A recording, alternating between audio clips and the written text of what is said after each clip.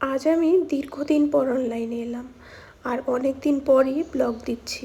এই সময়টা আমাদের জীবনের সবচেয়ে কঠিন সময়ের মধ্যে দিয়ে গেছে।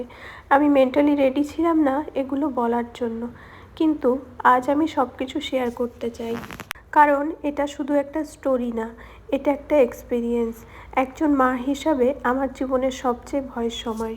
আজকের ব্লগে আমি শেয়ার করব আমার বেবির ইলনেস, হসপিটাল জার্নি আর ট্রিটমেন্ট, আর কিভাবে আজও একেবারেই সুস্থ আছে। সব কিছু শুরু হয় নর্মাল একটা দিন থেকে। হঠাৎ শনিবার ভোর 5টায় আমার বেবির ফিভার আসে। খুব হাই ফিভার ছিল। দেখা মাত্রই আমি প্যারাসিটামল দিই। প্রথমে আমরা ভাবলাম নর্মাল ফিভার, দুপুরে একটু ঠিকও ছিল, কিন্তু ওই দিন বিকালে আবার জ্বর আসে আর অনেকটাই টেম্পারেচার ছিল।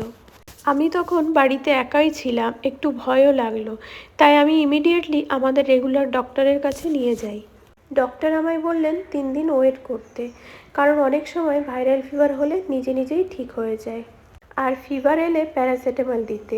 উনি ভাইরাল ফিভার বলেই আশঙ্কা করছেন। কিন্তু আমার মনের মধ্যে একটা অজানা ভয় কাজ করছিল, কারণ এর আগে কখনো ওর এতটা হাই ফিভার হয়নি। পরের 2 দিনও মাঝে মাঝেই ওর ফিভার আসে, আর যখনই ফিভার আসে খুব হাই টেম্পারেচার হয়ে যায়। ও খুবই রেস্টলেস হয়ে যায়, অনেক কান্না করছিল আর কিছুই খাওয়াতে পারছিলাম না। একজন মা হিসাবে এটা খুবই পেইনফুল ছিল। আমি হেল্পলেস ফিল করছিলাম। সোমবার বিকালে আমরা আবার ডক্টরের কাছে যাই। ডক্টর ওর ইউরিন টেস্ট লিখে দেন। আমরা পরের দিনই টেস্টটা করিয়ে নিই, কিন্তু রিপোর্টসে তেমন কিছু ধরা পড়েনি। তবুও ওর কন্ডিশন ইমপ্রুভ হচ্ছিল না। কিছু খাচ্ছিল না, সারাক্ষণ কান্নাকাটি করছিল। আমার মনের মধ্যে ভয় আরও বেড়ে যাচ্ছিল। 4th দিন ওর আবার ফিভার আসে, আর ও কিছুই খাচ্ছিল না ব্রেস্টফিড ছাড়া। ওই দিন আমরা আবার ডক্টরের কাছে যাই। উনি কিছু টেস্ট লিখে দেন। লাইফ কেয়ার থেকে আমরা টেস্টগুলো করাই, কিন্তু সব রিপোর্টস ওখান থেকে দিতে পারে না। বলল যে রক্তে মিল্কি টাইপ কিছু আছে, সো ব্লাড আবার দিতে হবে সকালে, তারপর রিপোর্ট দেবে। আমরা রিস্ক নিতে চাইনি। সেই দিন ছিল মঙ্গলবার, রাত তখন 9টা। আমার হাজব্যান্ড আর আমি ইমিডিয়েটলি হসপিটালে যাই আর ওকে অ্যাডমিট করে দিই। হসপিটালে সমস্ত ফর্মালিটি করার পর ওকে স্যালাইন দেওয়া হয়, মেডিসিন শুরু হয়। পরের দিন দুপুরে আমি নোটিস করি ওর বডিতে র্যাশ বেরোচ্ছে। প্রথমে অল্পই ছিল, কিন্তু বিকাল হতে হতে পুরো বডিতেই ছড়িয়ে পড়ে।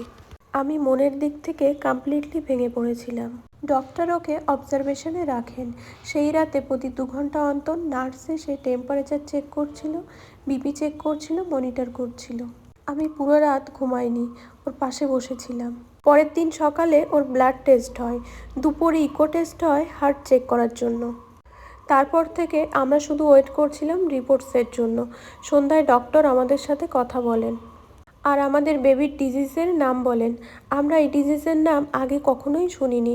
আমরা খুবই ভয় পেয়ে গিয়েছিলাম। ওর হয়েছে কাওয়াসাকি নামে একটা ডিজিজ। আমার হাত কাঁপছিল। আমার মাথায় শুধু একটাই কোশ্চেন ছিল, আমার বেবি ঠিক হবে তো? ডক্টর আমাদের বুঝিয়ে বলেন ঠিক সময় ট্রিটমেন্ট শুরু হয়েছে, চিন্তার কিছু নেই, বেবি কমপ্লিটলি রিকভার করার চান্সই বেশি। এই কথা শুনে মনে একটু স্ট্রেংথ পাই। ডক্টর আমাদের এক্সপ্লেন করেন যে এটা একটা রেয়ার ইনফ্লেমেটরি ডিজিজ। এই ডিজিজে বডির ব্লাড ভেসেলগুলো ইনফ্লেমড হয়ে যায়।